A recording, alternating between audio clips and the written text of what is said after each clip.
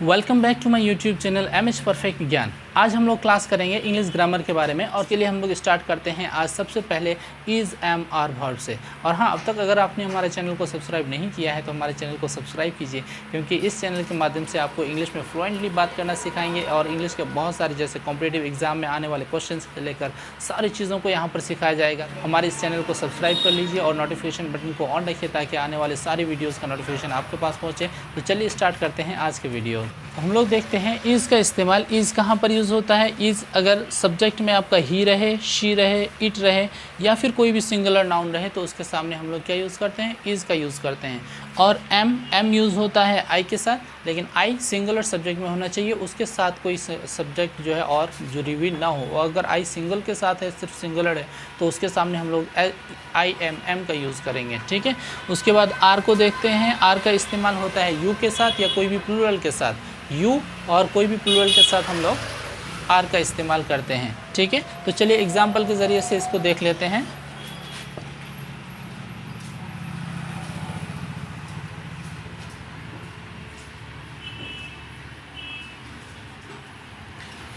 C is a teacher. चूँकि ये single है तो सिंगल ये जो है प्रोनाउन किसके लिए इस्तेमाल होता है? किसी भी सिंगल लेडीज़ उसके प्रोनाउन में इस्तेमाल होता है, या फिर सिंगल गर्ल्स जो फेमिनिन जेंडर होता है सिंगल में, उसके साथ हम लोग क्या यूज़ करते हैं? सी का यूज़ करते हैं। तो ये सिंगुलर है, इसलिए हम लोग यहाँ क्या यूज़ करेंगे? आई एस इज़ का यूज़ करेंगे। ठीक है।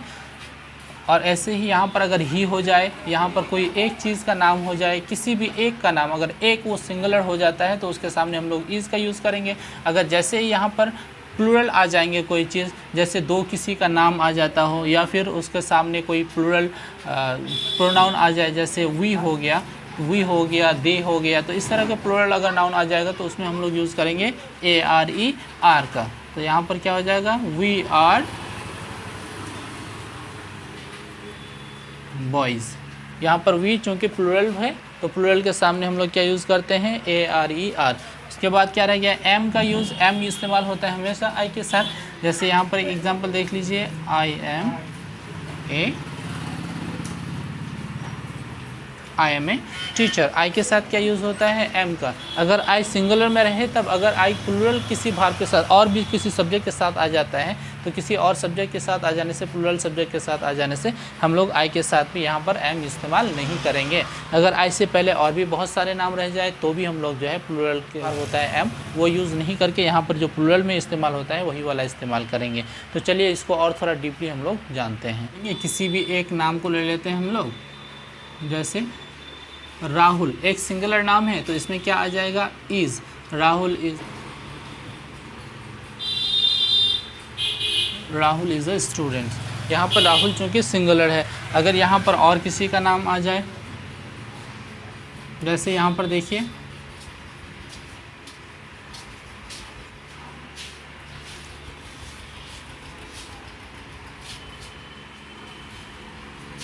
राहिल एंड राहुल। ठीक है। तो ये सब्जेक्ट क्या हो जाएगा? सब्जेक्ट प्लूरल आ जाएगा। जब सब्जेक्ट प्लूरल आ जाएगा तो इसके साथ हम लोग इज़ का इस्तेमाल नहीं करेंगे। यहाँ पर हम लोग क्या यूज़ करेंगे? आर यूज़ करेंगे। ठीक है। Are STUDENTS students. यहाँ पर क्या हो जाएगा? उसका इस्तेमाल आर का यूज़ हो जाएगा। ठीक है। इस तरह से एम कहाँ यूज़ होता है? आपको पता है कि आई के साथ हमेशा एम यूज़ होता है। तीनों हेल्पिंग वर्ब के बारे में हम लोग जान गए हैं कि इज़ कहाँ यूज़ होता है। इज़ हमेशा सिंगुलर के साथ यूज़ होता है, आर हमेशा प्लूरल के साथ यूज़ होता है और एम हमेशा आई सिंगुलर के साथ यूज़ होता है। तो चलिए हम लोग जानते हैं कि सेंटेंस का 4 तरह के सेंटेंस होते हैं। एक होता है असर्टिव, दूसरा होता है नेगेटिव, तीसरा होता है इंट्रोगेटिव और चौथा होता है इंट्रोगेटिव नेगेटिव। एक एग्जाम्पल ले लेते हैं। जैसे यहाँ पर मैं लिखूँगा, Aslam is A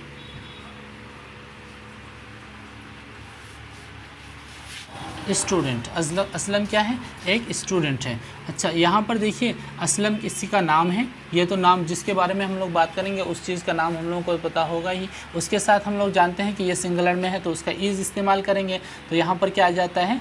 is. Aslam is. और वो है क्या? वो एक स्टूडेंट्स है, तो यहाँ पर स्टूडेंट्स हम लोग लिख लेंगे। ये सिंपल चीज़ हम लोग जानते हैं। अब इसको नेगेटिव अगर बनाना हो तो इसका नेगेटिव में हम लोग क्या करेंगे? इसका नेगेटिव में क्या लगा लेंगे हम लोग? जैसे असलम इज़, इसमें सिर्फ नॉट को जोड़ देंगे, Aslam is not a students. Aslam क्या है, एक स्टूडेंट नहीं है। यहाँ पर पहले हम लोग क्या सीखते हैं कि किसी चीज़ के होने के बारे में, और नेगेटिव सेंटेंस में किसी चीज़ नहीं होने के बारे में। अच्छा, इंट्रोगेटिव में हम लोग क्या सीखते हैं, इंट्रोगेटिव में अगर कोई सवाल या जुमला हो, कोई क्वेश्चन पूछ रहा हो कि असलम क्या है, हमें नहीं पता, आप ही बताएंगे हमें ये क्या है, तो इसके बारे में हम लोग पूछेंगे इज़ असलम ए स्टूडेंट। यहाँ पर आ जाएगा क्वेश्चन मार्क। इसका मतलब होता है क्या असलम एक स्टूडेंट है, ये एक सवाल बन जाता है। अच्छा, और एक तरह का सेंटेंस होता है, देखिए assertive sentence, negative sentence, interrogative sentence, और एक होता है इंट्रोगेटिव नेगेटिव। तो इंट्रोगेटिव नेगेटिव को कैसे लिखेंगे, हम लोग लिखते हैं interrogative negative. Interrogative negative sentence होता है जैसे is Aslam not a student, क्या असलम एक स्टूडेंट नहीं है। ठीक है, तो ये पहला वाला सेंटेंस में किसी चीज़ के होने के बारे में इंफॉर्मेशन देता है, दूसरी चीज़ में किसी चीज़ नहीं होने का इंफॉर्मेशन देता है, तीसरी चीज़ में हमसे सवाल पूछा जाता है कि ये है या नहीं है, और चौथी सवाल जिसमें नेगेटिव होता हो, इसमें नेगेटिव यानी नेगेटिवली आपसे सवाल पूछता है क्या ये नहीं है। ठीक, तो ये एक सवाल है, ये आप लोगों के लिए है, शी इज़ ए डॉक्टर।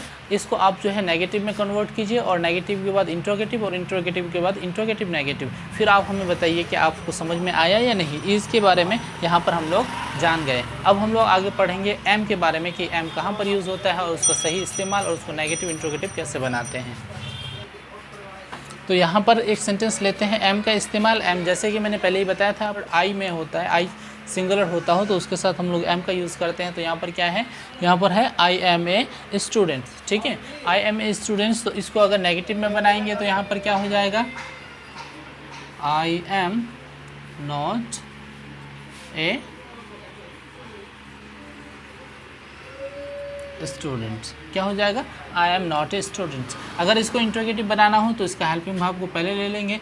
तो यहाँ पर है क्या, एम आई ए स्टूडेंट्स। यहाँ पर बन जाएगा क्या, क्वेश्चन मार्क लास्ट में, एम आई ए स्टूडेंट्स, क्या मैं एक स्टूडेंट हूँ। अच्छा,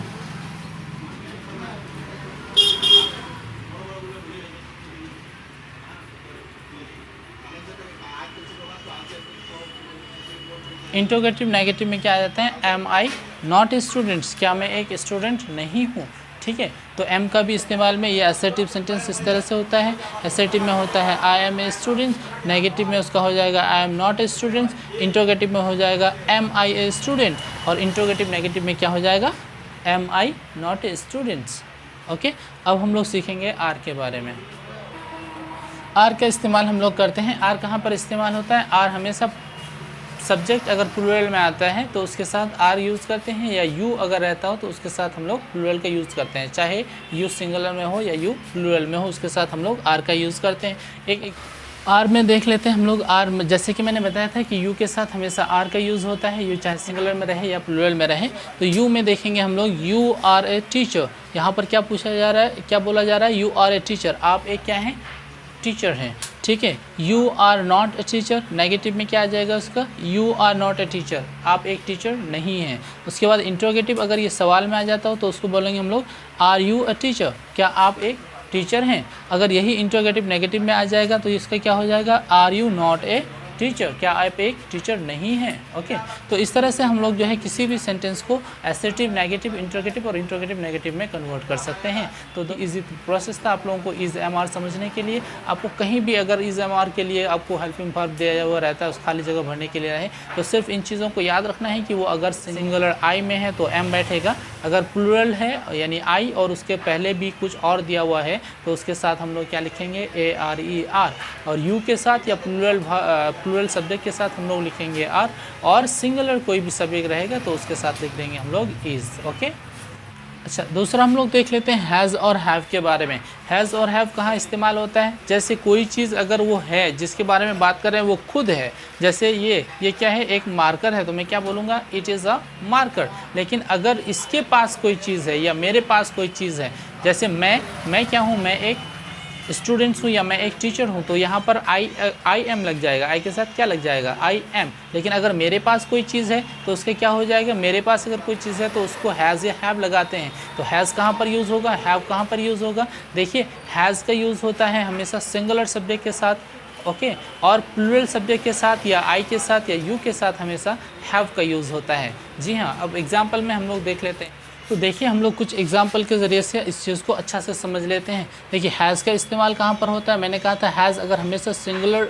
सब्जेक्ट अगर सिंगुलर में है तो उसके साथ हैज़ का यूज़ होता है। जैसे ही एक प्रोनाउन है और वो सिंगुलर प्रोनाउन है, तो उसके साथ क्या यूज़ होगा हम लोगों का, यहाँ पर लिखेंगे, चूँकि सिंगुलर है तो यहाँ पर आ जाएगा has. He has a book, क्या हो जाएगा, ही हैज़ ए बुक। अगर ये प्लूरल में रहता है तो प्लूरल के साथ हम लोग हैज़ का इस्तेमाल नहीं करेंगे, बल्कि हम लोग वहाँ पर यूज़ करेंगे हैव का। तो यहाँ पर क्या हो जाएगा, we have red pen, okay. अब दे का मतलब क्या है, वह लोग या उन लोग, तो इसमें ये प्लूरल आ जाता है, तो प्लूरल के साथ क्या यूज़ हो जाता है, बताइए, प्लूरल के साथ हो जाएगा हैव का इस्तेमाल। उसके बाद जैसे ही यहाँ पर सी चूँकि एक सिंगुलर नाउन है तो उसके साथ हो जाएगा हैज़। अच्छा, राजू, यहाँ पर देखिए, राजू एंड राहुल, चूँकि दो नाउन है और दो नाउन सिंगुलर नहीं होता है, ये प्लूरल होता है। अगर सब्जेक्ट प्लूरल में आ जाता है तो उसके साथ हम लोग क्या यूज़ करते हैं, हैव का यूज़ करते हैं। जी हाँ, हैव का यूज़ करेंगे। और मैंने एक चीज़ बताया था आप लोगों को, आई तो चूँकि सिंगल है, लेकिन इसके साथ क्या यूज़ होता है हमेशा, बताइए, भूल गए? नहीं, आई के साथ क्या यूज़ होता है, हैव। जी हाँ, आई के साथ क्या यूज़ होगा, हैव का यूज़।